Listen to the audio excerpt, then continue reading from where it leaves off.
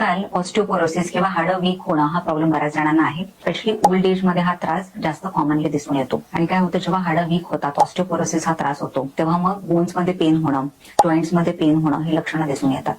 तर हाडांची स्ट्रेंथ वाढवण्यासाठी किंवा हाडांना मजबूत बनवण्यासाठी तुम्ही काय काय केलं पाहिजे हे मी तुम्हाला आज सांगणार. सर्वात प्रथम तर तुम्ही कॅल्शियम युक्त जे काही आहार आहे तो वाढवला पाहिजे.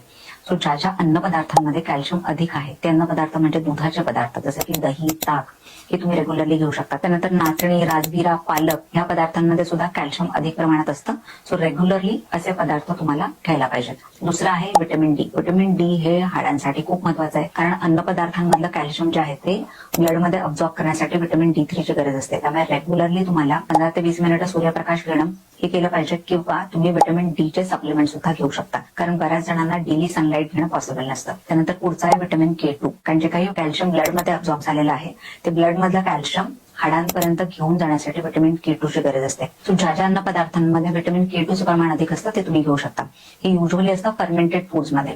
सो तुम्ही दही घेऊ शकता किंवा ताक घेऊ शकता, किमची आहे किंवा वेगळ्या वेगळ्या प्रकारची कांजी जी बनते ते तुम्ही घेऊ शकता.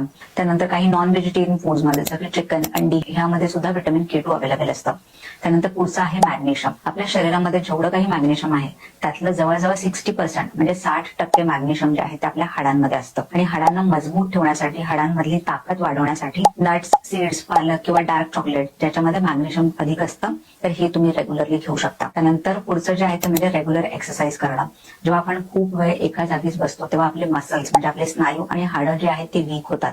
म्हणून कुठल्या ना कुठल्या प्रकारची रेग्युलर एक्सरसाइज करणं, स्पेशली स्ट्रेंथ ट्रेनिंग एक्सरसाइज जी असते ती तुम्ही करू शकता, जेणेकरून आपली हाडं स्ट्रॉंग होण्यासाठी मदत होते. त्यानंतर पुढचं आहे, काही गोष्टी आहेत त्या तुम्ही आहारातून घेणं कम्प्लिटली बंद केलं पाहिजे, आणि ते म्हणजे सॉफ्ट ड्रिंक्स आणि कॉफी. सो जेव्हा तुम्ही सॉफ्ट ड्रिंक्स घेता तेव्हा त्यामध्ये फॉस्फरिक ऍसिड असतं, आणि फॉस्फरिक ऍसिड जे आहे ते हाडांमधलं कॅल्शियम कमी करतं आणि त्यामुळे हाडं वीक होतात.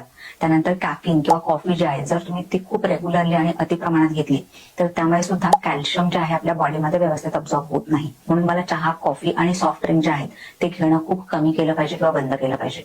सो ह्या सगळ्या गोष्टी जर तुम्ही फॉलो केला तर तुमची हाडं मजबूत होण्यासाठी नक्की मदत होईल. आणि तुम्हाला हाडं मजबूत बनवण्यासाठी कुठले कुठले सप्लिमेंट्स घेतले पाहिजेत या संदर्भातील माहिती हवी असेल तर ती तुम्ही कॅप्शन मध्ये वाचू शकता.